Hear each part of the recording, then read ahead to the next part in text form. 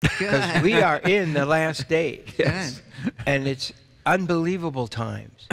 I mean, the headlines today, besides the earthquakes, we just had 69 major earthquakes hit the Pacific Ring of Fire in 48 hours. Oh, wow. What does Matthew 24 say?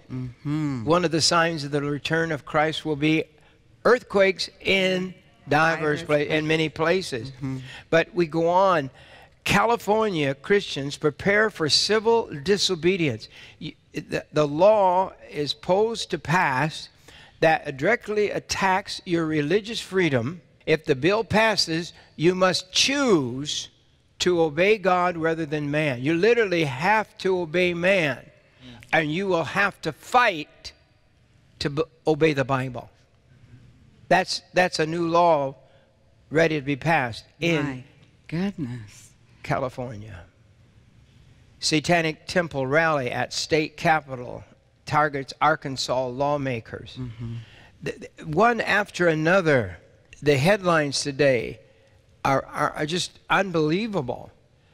Russia's strategic bombers deployed near Alaska. Do you know that? Yes. When I was an operations officer in Alaska, they were often along the Aleutians, and this is where those were flying. They've also been off the coast of California, and according to the Chief for Naval Operations, we've had a major increase in Russian activity in the Atlantic as well as Chinese. Why are they doing this, do you think?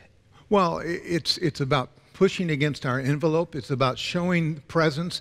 It's about a statement to this country.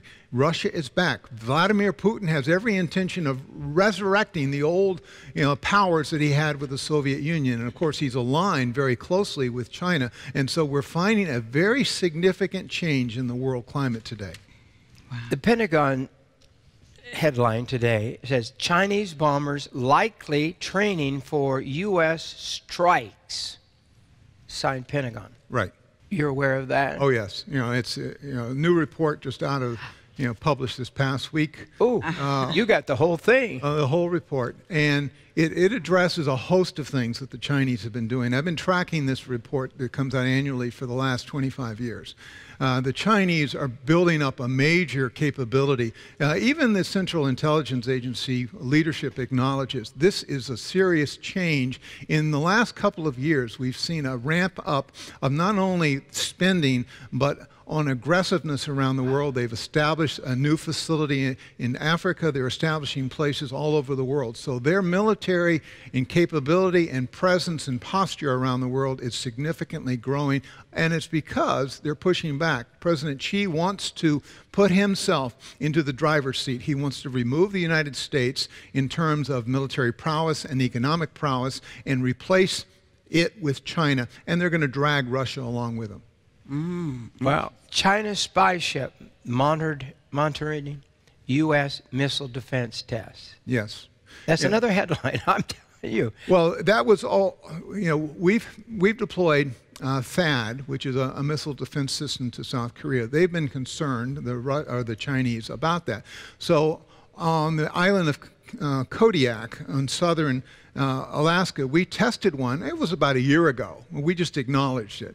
And we shot it down, a dummy, and the Chinese had a ship out there. Now, what's important about this is that, up until the last couple of years, Chinese intelligence operatives and Chinese ships were not tracking everything we're doing. We're finding them all over the globe today, which is a significant change here in the last few years. Another headline today. I'm throwing all the headlines up top here because it's overwhelming. Iranian-backed sleeper cell, militants hibernating in U.S. positioned for attack. Are you aware of that?